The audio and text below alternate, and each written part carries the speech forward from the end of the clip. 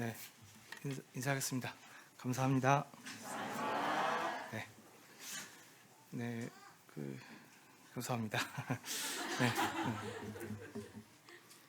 네, 저도 학생 때 캠프를 좀 많이 다녔었는데 저는 정말 힘들었습니다. 캠프가 어떻게든 캠프를 빠지려고 애를 많이 썼었는데 요즘 캠프는 이렇게 또 재미있나 봐요. 그래서 많이 가는 것 같고 또 잘 배우는 것 같고 어쨌든 많이 가서 정말 좋은 것 같습니다. 이렇게 학생들이 많은 게 얼마나 큰 복인지 모르시죠? 정말 감사할 일입니다. 네, 오늘 말씀은 이제 항상 기뻐하라입니다. 우리가 지난 성도 집회를 통해서 올 2025년 기린노교회 비전에 대해서 말씀을 들었습니다. 하나님의 뜻을 따라 사는 삶이라고 비전을 정했고요. 전체적인 말씀을 우리 김용무 선생님을 통해서 들었고요. 오늘부터는 이제 한 주제씩 이렇게 좀 교제를 나눌까 합니다. 그래서 오늘은 우리를 향한 하나님의 첫 번째 뜻, 항상 기뻐하라라는 주제를 나누도록 하겠습니다. 이 포스터에 들어있는 깊은 의미를 혹시 아시는지 모르겠습니다. 우리 기린노교회 수석 디자이너가 매년 이렇게 애써서 이렇게 디자인하고 있습니다. 이 포스터를 자세히 보시면서 좀 뭔가 이렇게 생각하시는 분 하셨는지 모르겠는데요. 잘 보면 밑에 큰 도로가 있습니다. 도로가 쫙 뻗어 있죠. 어디로 뻗어 있습니까?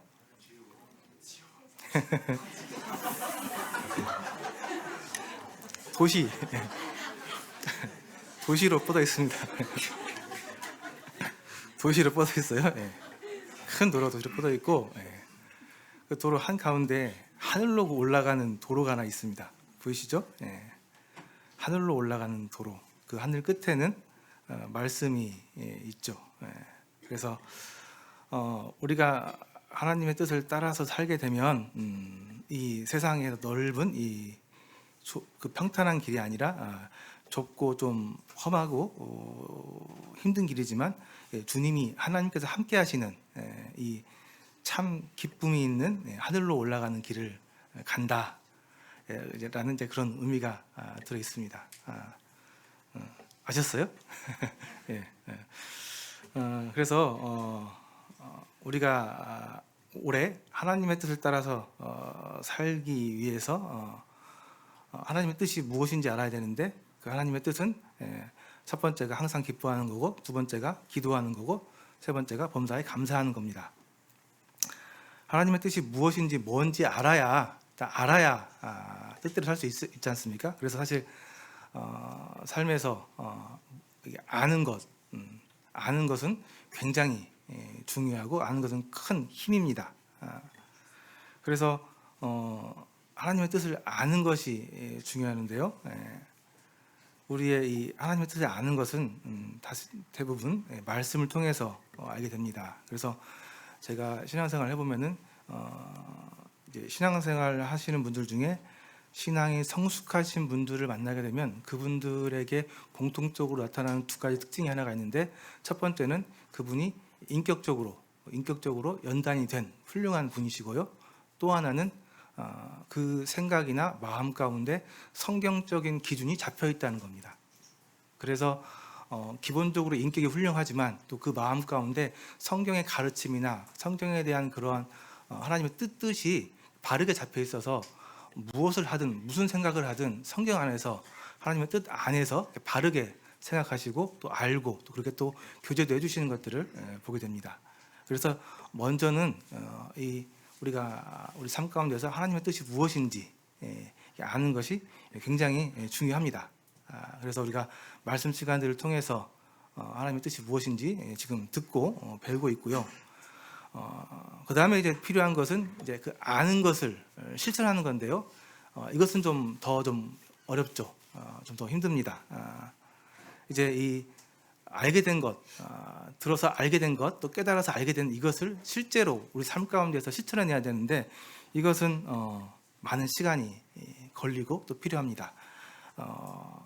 안다고 저절로 되는 게 아니고 우리 삶 가운데에서 이게 연습이 되고 훈련이 되어져서 실천이 돼야 하기 때문에 이것을 꾸준히 반복할 수 있는 굳은 의지가 필요하고 또 많은 시간 동안 반복해서 훈련하는 또 연습하는 그런 이제 시간들이 필요한 거죠. 그래서 이러한 시간들을 통해서 우리는 우리 신앙이 바르게 성숙한 길로 이렇게 성장할 수 있습니다.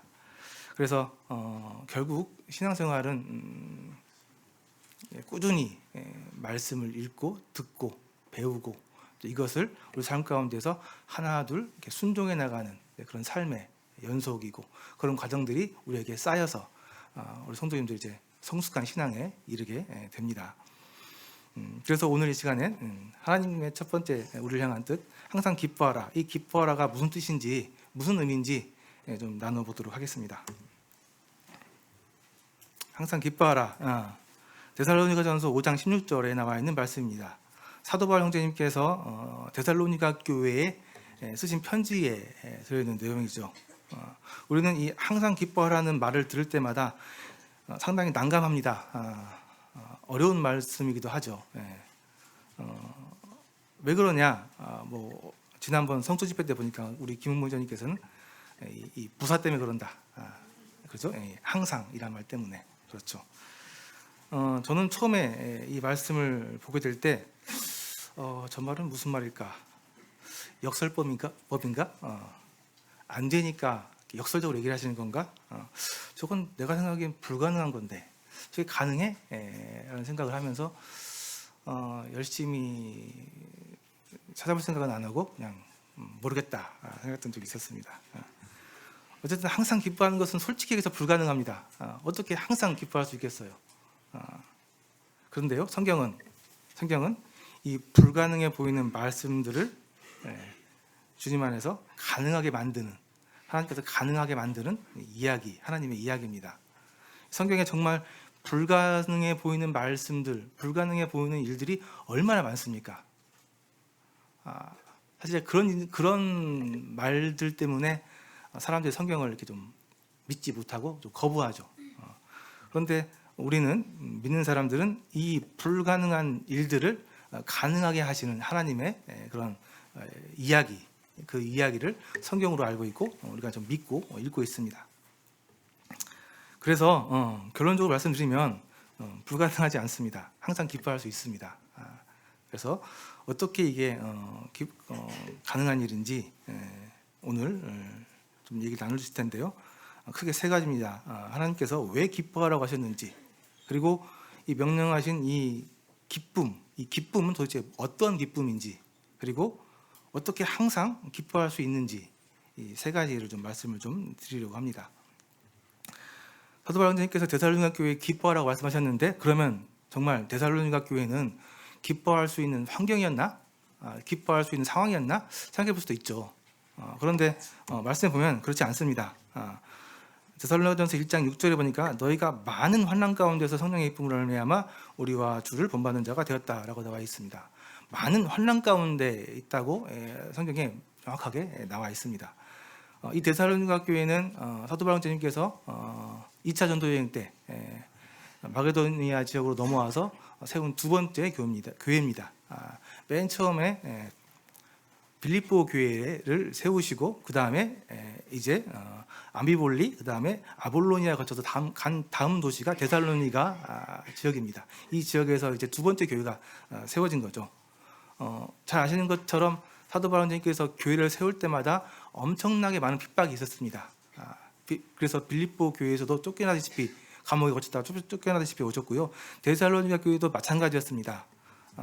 많은 유대인들이 사도 바울 형제님을 이렇게 비난하고 또 위협하고 해서 사실 데살로니가 교회에 하나님의 은혜로 교회가 생겼지만 그 교회를 오랫동안 돌보지 못하고 짧은 기간 동안 있다가 사도 바울 형제님께서는 쫓겨나오다시피 해서 도망 나와서야만 했었습니다. 그래서 나중에 데살로니가를 떠나서 이제 고린도까지 가게 되는데, 고린도 교회에 있으면서도 데살로니가 교회가 그렇게 걱정이 많이 되셨습니다. 정말 교회가 생겼는데 그 교회가 엄청나게 많은 핍박 가운데 있기 때문에 과연 그 교회가 그 핍박들을 잘 받고 견디고 이겨내고 있을까 걱정이 많이 되었던 거죠. 그래서 사실 이 데살로니가 교회에 디모데를 이렇게 남겨놓고 오셨고요. 그 디모데가 나중에 데살로니가 교회에 소식을 갖고 왔는데, 참 기쁘게도 감사하게도 교회가 그 많은 환난과 고난들을 잘 참고 견디고 있다라는 내용이었고, 그것에 대해서 너무나 감사한 마음에 다시 이렇게 편지를 써가지고 디모데에게 데살로니가에 보냈는데, 그게 이제 데살로니가 전서 후서 말씀인 겁니다. 그러니까 데살로니가 교회는 그렇게 환경적으로 기뻐할 수 있는 환경은 아니었다는 겁니다. 굉장히 많은 핍박과 어려움이 있었던 그런 상황 가운데 있다는 거예요. 그래서 이 데살로니가 교회를 향해서 말씀하신 항상 기뻐하라는 이 말은 우리가 알고 있는 것처럼 쉽게 기뻐할 수 있는 상황에서 하신 말씀은 아니다라는 겁니다. 그러면 먼저 왜 하나님께서 기뻐하라고 하셨는지 그 이유를 좀 살펴보도록 하겠습니다. 빌립보서 4장 4절 말씀에 보게 되면 주 안에서 항상 기뻐하라, 내가 다시 말하노니 기뻐하라 라고 말씀하고 있습니다. 빌립보서에만 기뻐하라고 명령하신 말씀이 14번 나오고 있습니다. 그리고요 성경 전체적으로 보더라도 이 기뻐하라는 하나님의 명령은 450번 이상 나와 있습니다.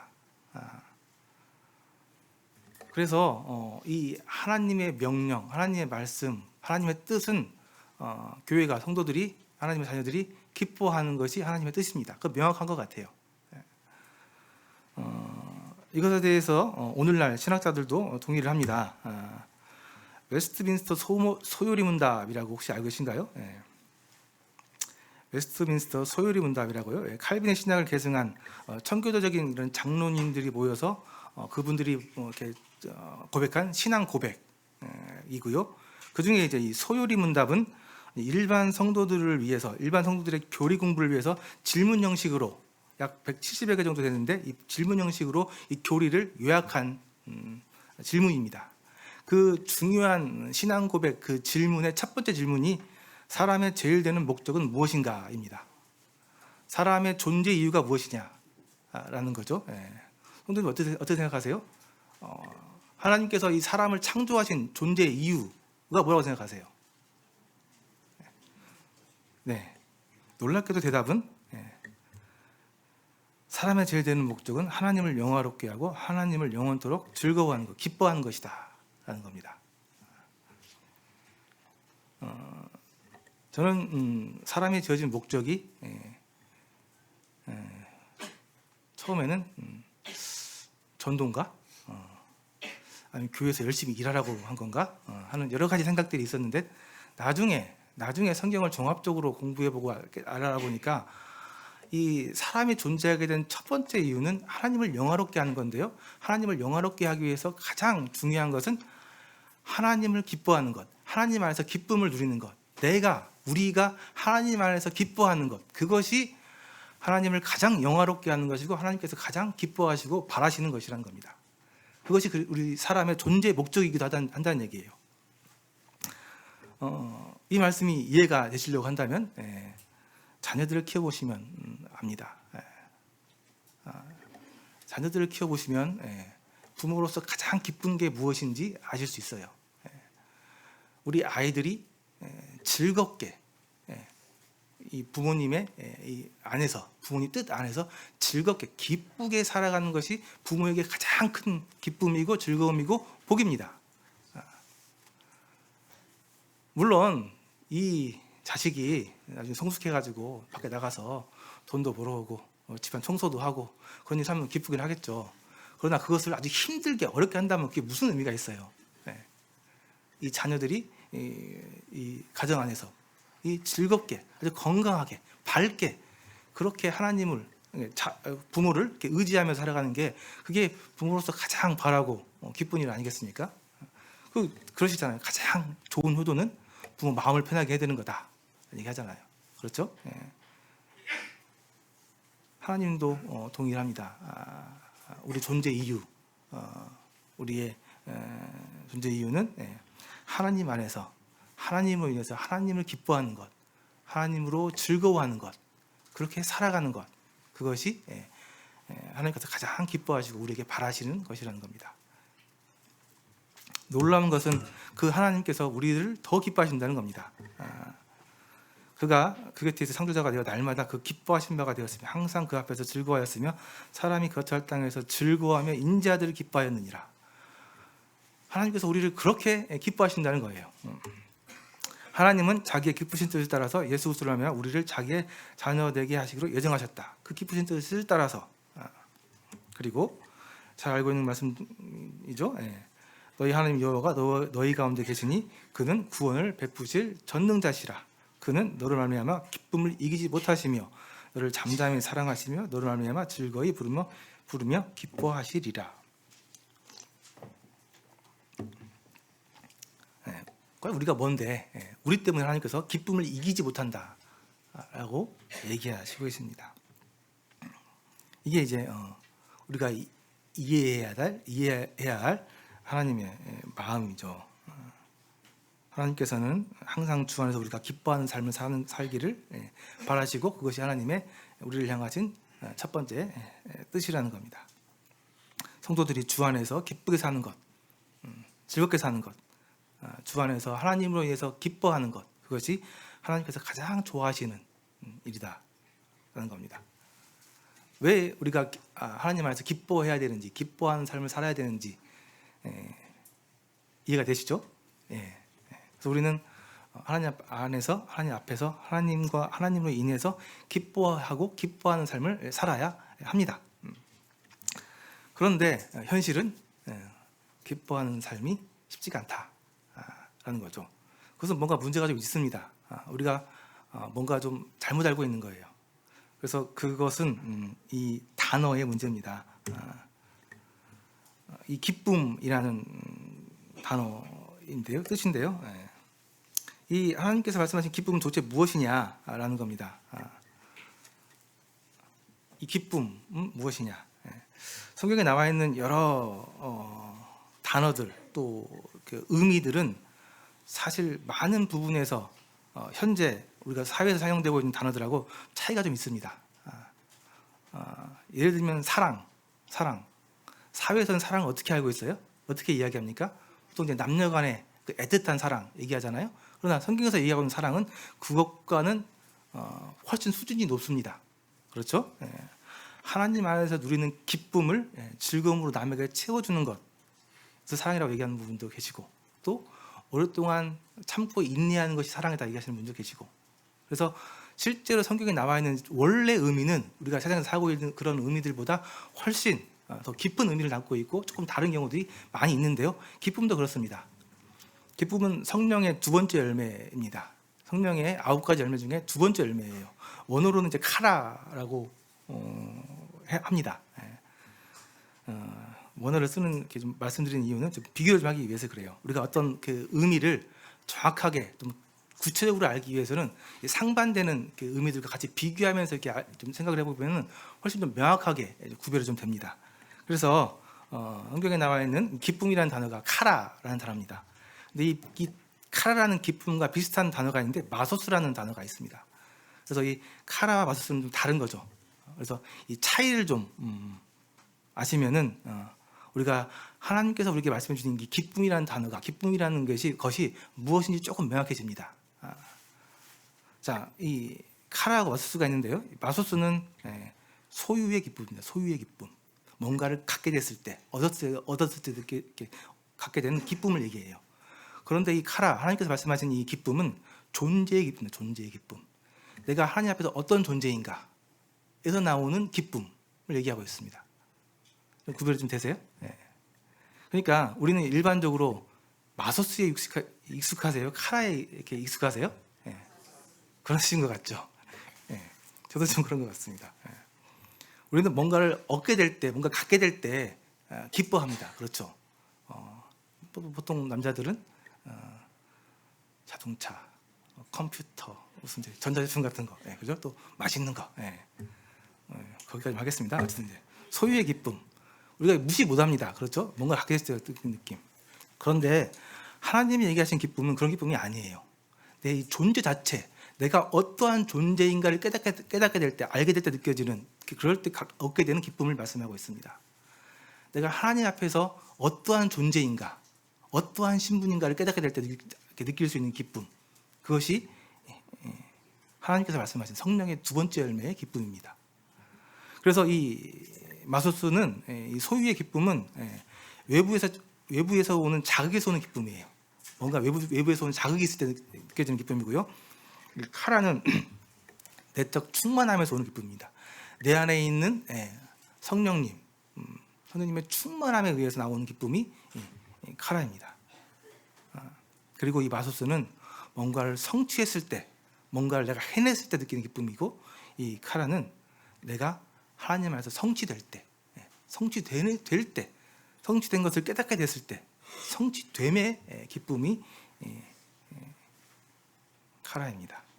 그리고 우리가 알고 있는 것처럼 이 마소스, 이 소유의 기쁨은 한시적인 기쁨이에요. 한시적인 기쁨. 아무리 오래 가야 한 달, 정말 일시적인 기쁨입니다. 그러나 이 카라는 영원한 기쁨, 영원한 기쁨, 영원히 사라지지 않는 기쁨입니다. 그리고 결국 이 마소스는, 이 기쁨은 결국은 우리 탐욕, 욕심에서 오는 그런 기쁨입니다. 한계가 있죠. 그러나 이 카라, 이 성령의 두 번째 열매, 이 기쁨은 은혜로부터 오게 되는 겁니다. 하나님으로 주신 그 은혜로부터 오게 되는 거예요. 그래서 우리는 이 마소스와 카라를 구별하실 수 있어야 됩니다. 성경에서 이해하고 있는 기쁨은 이 카라, 성령의 두 번째 열매, 이 존재의 기쁨, 하나님으로부터 오는, 예수 그리스도를 통해서 오는, 우리가 얻게 되는 기쁨을 얘기하고 있는 거예요. 자, 우리는 그러면 어떠한 기쁨을 누리면서 살고 있습니까? 어쨌든 당장 눈에 띄고 이렇게 익숙하고 들어오는 기쁨은 아마 이 마소스 기쁨일 거예요. 그럼 이게 정말 성경에서 얘기하고 있는 우리가 궁극적인 기쁨이냐? 아니죠. 우리가 잘 알고 있습니다. 솔로몬의 실패한 실험을 통해서 우리는 알고 있습니다. 모든 것을 다 가져보고 성취해본 솔로몬을 통해서 우리가 알고 있습니다. 내가 내 마음의 얘기를, 자, 내가 시험 삼아 너를 즐겁게 하려니 너는 낙을 누리라 하였으나 보라, 이것도 헛되도다. 솔로몬이 실험을 했다는 거죠. 내가 정말 다 누려보고 다 가져보고 이것이 정말 이게 진짜 기쁨인지 한번 실험해 보겠다 하고 실제로 이렇게 실험을 했는데 결과는 헛되도다라는 거였다는 겁니다. 내가 헤아려서 행하는 모든 일을 보아노라, 보라, 모두 다 헛되어 바람을 잡으려는 것이었다. 결국 헛되고 바람을 잡으려고 하는 거였다라는 겁니다. 우리가 익숙한 이 마소스, 이 소유의 기쁨, 뭔가를 소유해서 뭔가 이뤄서 얻으려고 했던 이런 기쁨, 한계에 대해서 정확히 얘기를 하고 있습니다. 근데 실제로 진짜 기쁨은 예수님을 근원으로 해서 하는 기쁨입니다. 하나님으로부터 오는 것이고 하나님께서 이 기쁨을 예수님을 통해서 우리에게 주신 것이죠. 말씀이 육신이 되어 우리 가운데 거하시며 우리가 그의 영광을 보니 아버지의 독생자의 영광이요 은혜와 진리가 충만하더라. 말씀이 육신이 되어서 우리에게 오셨습니다. 하나님께서 우리에게 진짜 기쁨을 주시기 위해서 예수님을, 육신을 입혀서 이 땅에 보내주셨습니다. 그 예수님 안에, 그 안에 아버지의 영광, 또 은혜, 진리가 충만했다는 겁니다. 예수님께서 마지막에 다시 떠나가실 때에도 지금 내가 아버지께로 가오니 내가 세상에서 이 말을 하옵는 것은 그들로 내 기쁨을 그들 안에 충만히 가지게 하려 함이다. 예수님 안에 있었던 가지셨던 그 충만한 은혜와 진리와 기쁨이 이제는 우리들에게 있게 하기 위함이다 라는 겁니다. 그래서 예수님은 우리의 기쁨을 위해 이 땅에 오셨고 죽으시고 부활하셔서 지금은 하나님 우편에 앉으셔서 우리를 변호하시면서 우리가 주님 안에서 그런 충만한 기쁨과 은혜를 누릴 수 있도록 우리를 여전히 돕고 계신다라는 겁니다. 그래서 은혜하고 이 기쁨하고 원어가 좀 비슷합니다. 그래서 은혜가 이렇게 풍성하게 우리 마음에 넘쳐났을 때 우리 가운데 기쁨이 있다라는 거죠. 그래서 이 기쁨이라는 것은 성령의 두 번째 열매, 이 기쁨이라는 것은 우리가 알고 있는 그런 소유의 기쁨, 세상적인 그런 기쁨이 아니고 이것은 하나님께서 우리에게 주신 것이고 예수 그리스도를 통해서 우리에게 주신 것이다.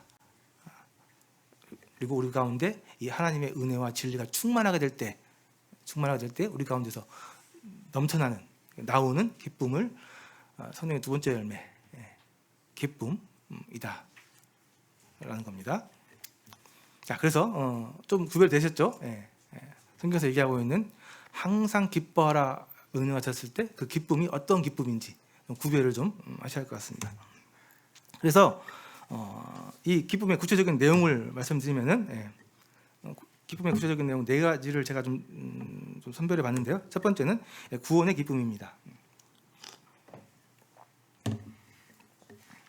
우리가 우리 마음 가운데 예수님의 은혜가 충만하게 될 때 우리가 구체적으로 느낄 수 있는 그 기쁨의 첫 번째는 구원의 기쁨입니다.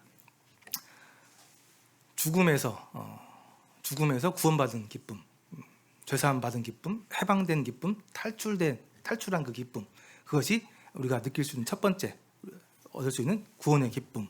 우리는 이 구원의 기쁨을 항상 느끼면서 사시죠. 그래서 이 구원의 기쁨을 더 생생하게 잊지 않게 하기 위해서 하나님께서는 때로 우리에게 고난을 주시고 그 고난 가운데 우리가 다시 해방되었을 때 다시 한번 그 기쁨, 구원의 기쁨을 다시 한번 간접적으로 체험하시죠. 그래서 우리가 첫 번째로 느낄 수 있는, 우리가 얻을 수 있는 기쁨의 내용은 구원의 기쁨 되겠고요. 두 번째는 하나님 임재의 기쁨입니다. 내가 하나님으로부터 구원받았을 뿐만 아니라 그 하나님께서 나를 사랑하신다. 내가 그분의 자녀가 되었다. 내가 그분 앞에서 사랑받는 존재가 되었다. 하는 그런 존재의 기쁨. 그 하나님이 나와 함께 계시고 나를 사랑하시고 나와 언제나 동행하신다. 라는 그 하나님이 계신다는 그 하나님 자체로서 느끼는 그 임재의 기쁨. 이것이 이제 우리가 알 수 있는, 우리가 얻을 수 있는 두 번째 하나님 임재로부터 오는 기쁨입니다. 저는 이제 이것을 나중에 어떤 책에서 예화를 통해서 좀 깨닫게 됐는데요. 우리는 너무 1번에 있는 구원의 기쁨만 생각하는 경향들이 있습니다. 그러나 이 구원의 기쁨이 하나님 임재의 기쁨, 하나님 존재 자체에 대한 기쁨으로 넘어가셔야 돼요. 이게 이제 성장이라고 얘기할 수 있는데요. 여전히 1번 기쁨에만 머물러 있으면 이거는 성장하지 못하는 거예요. 제가 이제 그 책에서 봤는데 어떤 여자가 화재 현장에서 죽을 뻔했는데 어떤 소방관이 그 여자를 구해준 거예요. 근데 나중에 이 구해준 게 너무 감사해가지고 서로 이렇게 감사해서 하다 보니까 서로 이렇게 친해져가지고 결혼을 하게 된 거예요. 부부가 됐어요. 부부가 됐는데 안타깝게도 이 여자는 그 남편이 구해준 게 너무나 고마워서 여전히 구해줘서 고맙다는 말만 하는 겁니다. 이게 그 남편 입장에서는 좀 어떨까요? 물론 이제 구해주는 게 고맙긴 하죠. 그러나 그게 다가 아니잖아요. 그렇죠? 그래서 우리도 마찬가지입니다. 우리가 물론 우리를 구원해 주시는 것 정말 감사하죠. 그러나 거기에만 몰려 있으면 안 된다는 겁니다.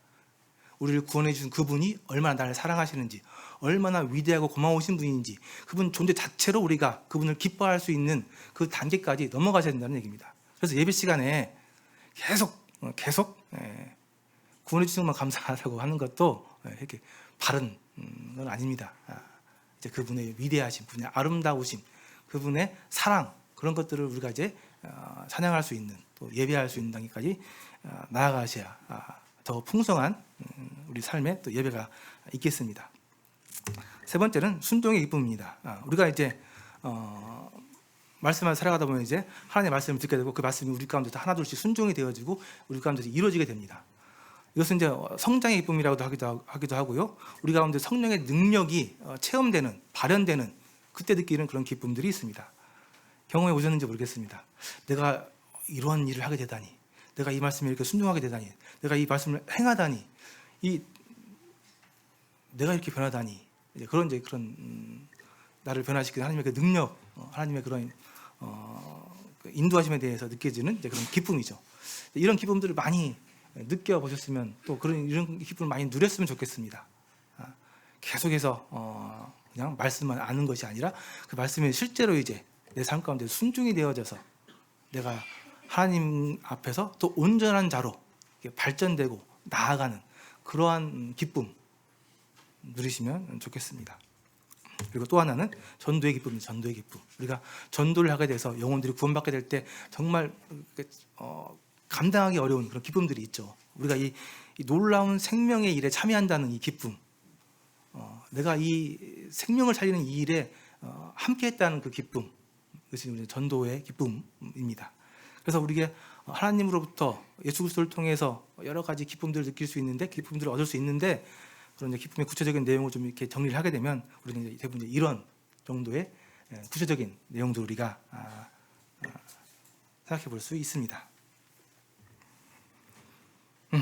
자, 세 번째, 그럼 어떻게 항상 기뻐할 수 있는가, 이 부분을 좀 말씀 좀 드리겠습니다. 항상 말씀드리지만 말씀과 현실에서는 이런 괴리감, 거리감 때문에 우리가 어렵고 힘들어합니다. 도대체 어떻게 항상 기뻐할 수 있는가? 세 가지를 좀 말씀드릴 건데요. 첫 번째는 주님 안에서 고난을 인정하는 겁니다. 물론 이제 이게 아마 성도님들도 아마 머리로는 이해가 아마 되실 거예요. 왜 하나님께서 우리에게 이런 고난을 이렇게 허락하시는지.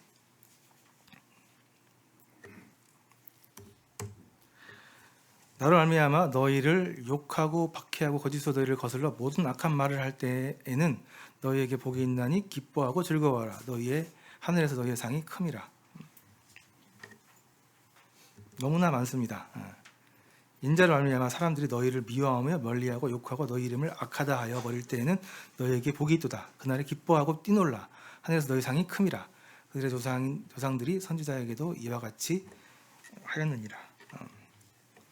너무 많습니다. 말씀 가운데 우리 그리스도의 삶 가운데 고난과 핍박이 있을 것이라는 말씀들이 너무나 많이 있고, 실제로도 우리의 많은 선진들이 그러한 삶을 살아오셨고, 현재 우리 옆에 성도님들도 그렇게 살아가고 계십니다. 성경은 명확하게 우리 삶 가운데 환난과 고난을 이야기하고 있습니다.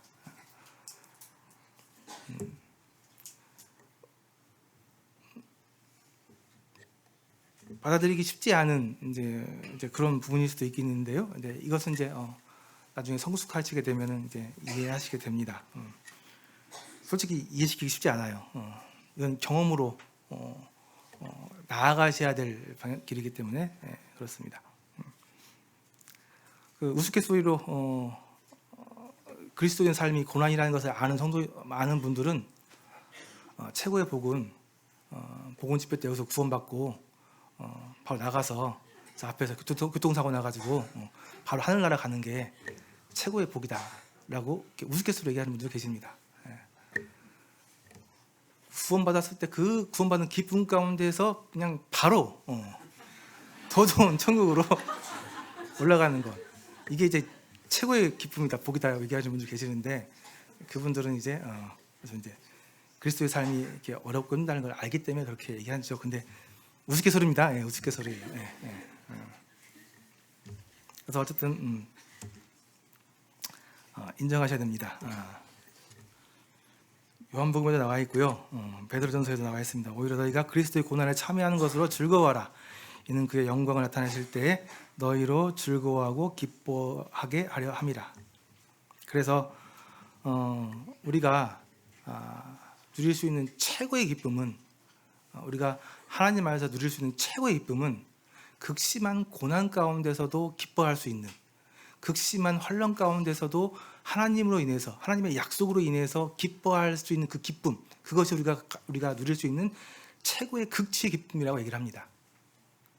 그리고 하나님께서 주신 그러한 기쁨들은 그러한 상황 가운데서 보통 발현이 됩니다. 일반적인 환경에서는 그러한 기쁨을 우리가 발현하기 쉽지 않아요.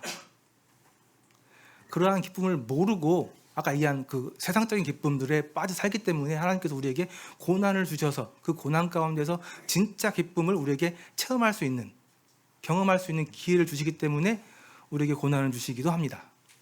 그래서 이건 뭐 깊게 설명한다고 되는 문제는 아니고, 우리 삶 가운데 하나님께서 고난을 주신다라는 것에서 인정하시기 바랍니다. 그러나 다행인 것은 하나님께서 분명히 우리 고난 가운데 함께 하시고, 또 그 길을 피할 길을 주시고, 그 길을 감당할 수 있는 고난, 핍박만 허락하신다는 겁니다. 이러한 하나님의 말씀에 대해서 확실한 믿음을 가지시기 바랍니다.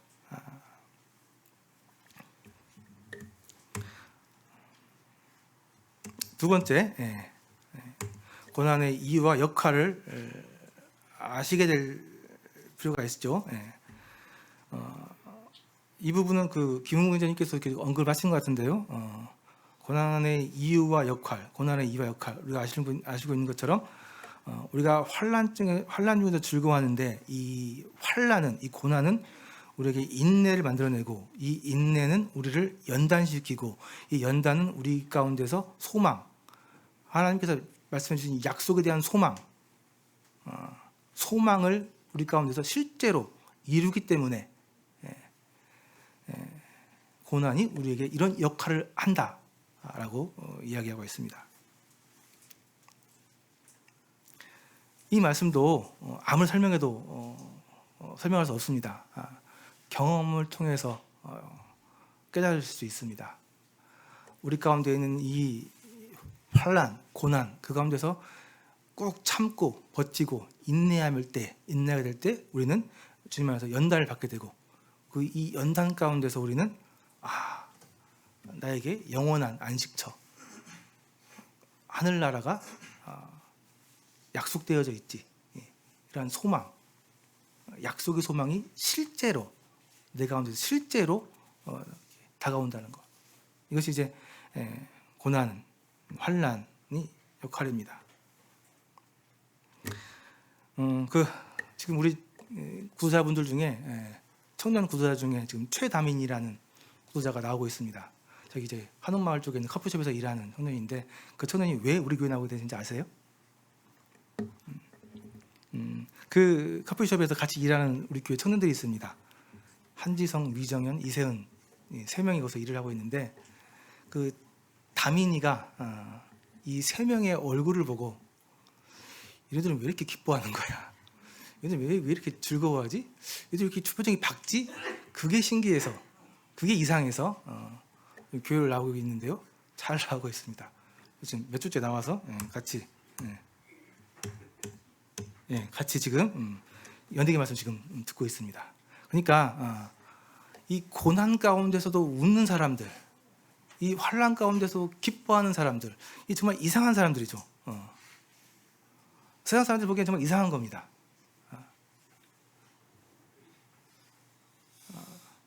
근데 이 그리스도인들, 우리에게서는 이 고난이, 환난이 역할을 하고 있는 겁니다. 그죠? 진짜 기쁨을 실제로 우리가 받아들이게 하는, 알게 하는, 누리게 하는 그런 역할들을 실제로 하고 있는 거죠. 그래서 고난은 우리 가운데 그런 역할을 하게 됩니다. 그래서 고난의 역할을 바로 알셔야 되고요. 그 다음에 이제 우리가 필요한 것은 이 참 기쁨, 진짜 기쁨을 선택하는 겁니다. 그래서 고난을 인정해야 되고, 고난이 하는 일을 정확히 알아야 되고, 그러면 이제 우리 삶 가운데서 이러한 진짜 기쁨을 선택하는 것, 육적인 쾌락, 육적인 기쁨을 거부하고 영적인 기쁨을 선택하는 것, 이것이 우리에게 실제로 필요하다는 것입니다.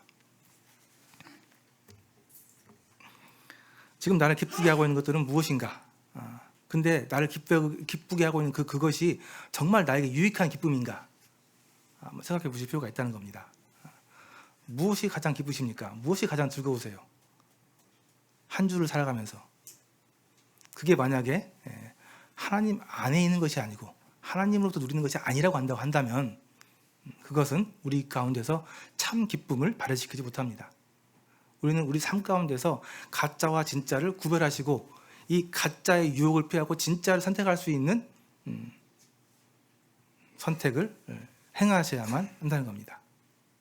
제가 고지혈증이 있는데 이 고지혈증은 원인은 밤에 먹는 단 과자들입니다.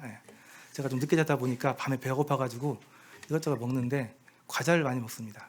그러다 보니까 어느 순간 보니까 고지혈증 수치가 꽤 많이 올라와가지고 안 좋아요. 약을 먹어야 될 상태가 됐는데 그럼에도 불구하고 여전히 그 단 것을 못 끊고 있습니다. 그 유혹을 이길 수가 없어요. 그걸 안 먹으면 스트레스 받아가지고 일을 못 해요. 근데 정말 이게 내 몸에 정말 나쁘고 유익하지 않다는 걸 알게 되면 이거 끊으셔야 되는 거죠. 그래서 뭐 좋은 예는 아니지만 어쨌든 끊어야 됩니다. 끊어야 돼요. 아직 제가 살만하니까 그래요. 아마 좀 더 수치가 올라가면 저절로 아마 끊어지게 될 텐데요. 우리 삶 가운데 정말 유익한 것이 있고 해로운 것이 있습니다. 해로운 게 있어요. 근데 정말 해로운 게 너무 많습니다. 유익한 것 생각보다 가까이 하지 않고 있어요. 하나님의 뜻 항상 기뻐하기 위해서는 이러한 진짜 기쁨을 우리가 선택하고 그것을 우리가 찾아야 한다는 겁니다. 그래서 이러한 진짜를 그 유혹을 피하고 꼭 진짜를 선택해서 누릴 수 있길 바랍니다. 그래서 이러한 참 기쁨 하나님으로부터만 느낄 수 있는 세상 사람들 보기에는 이해가 안 되고 이상하지만 정말 우리들만 누릴 수 있는 이 기쁨을 많이 경험하시고 이것을 또 함께 나누는 가운데서 우리가 참 기쁨을 누리는 삶을 사실 수 있습니다. 그렇게 사시기를 소원합니다. 잘 알고 있는 하박국 선지자의 고백입니다. 잘 보십시오. 저는 이제 이 주일학교 때부터 이 말씀을 많이 들었기 때문에 잘 알고 있었습니다. 비록 무화과나무가 무성하지 못하고 포도나무에 열매가 없고 감람나무에 소출이 없고 밭에 먹을 것이 없고 우리의 외양간에 소가 없는데 그런데 여호와를 말미암아 즐거워한다는 겁니다. 난 그래서 정말로 이 하박국 선지자가 즐거워하는 줄 알았어요. 근데 앞에 보니까 그렇지 않아요. 왜요? 앞에 보세요. 내가 들었으므로 내 창자가 흔들리고 그 목소리를 알며 내 입술이 떨렸다. 이러한 상황 가운데서 기뻐했다는 겁니다. 그러니까 실제로 마냥 기쁜 게 아니고요. 이러한 창자가 떨리고 입술이 떨리는 이런 정말 두려움 가운데서도 이상하게도 마음 가운데서는 구원의 하나님으로 인해서 기쁨이 있었다는 거예요. 안심이 됐다는 얘기입니다. 지금 상황이 이 남유다 왕국 마지막 시대 때인데요. 바벨론이 침략이 임박했습니다. 곧 들어와서 다 이렇게 정말 어려운 상황이 닥칠 것인데 그러한 상황 가운데서도 이 창자가 흔들리고 목소리가 떨리는 이 상황 가운데서도 하나님의 그 구원의 약속을 생각하게 될 때, 그 약속을 우리가 마음껏 받게 될 때, 이 하나님으로 인해서, 이 하나님의 구원으로 인해서, 구원의 약속으로 인해서 아직 이루어지지 않았지만 그 약속으로 인해서 기쁨이 있었다는 겁니다. 저는 성도님들 이러한 기쁨을 꼭 올 한 해는 많이 누리시길 바랍니다. 아직도 기억나는데요. 강윤가 병제님께서 돌아가시기 직전에 해주셨던 이렇게 얘기가 있습니다. 이제 정말 어렵게 되셔가지고 거의 이제 얼마 남지 않은 상황 가운데서도 이제 정말 죽음이 눈앞에 와 보니까 내가 구원받은 이 사실이 너무나 감사하다.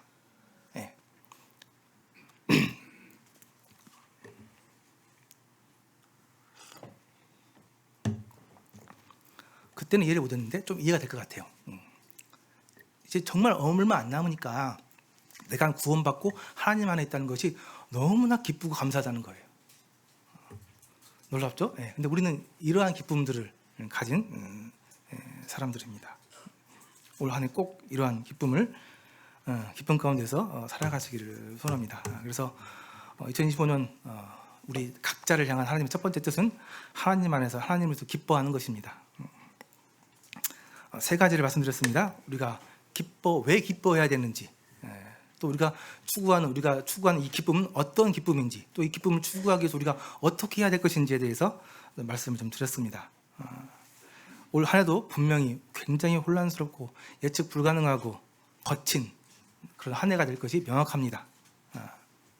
이런 환경 가운데서 우리의 기쁨은 이러한 소유의 또 짧은 쾌락적인 그런 기쁨에 있지 않습니다.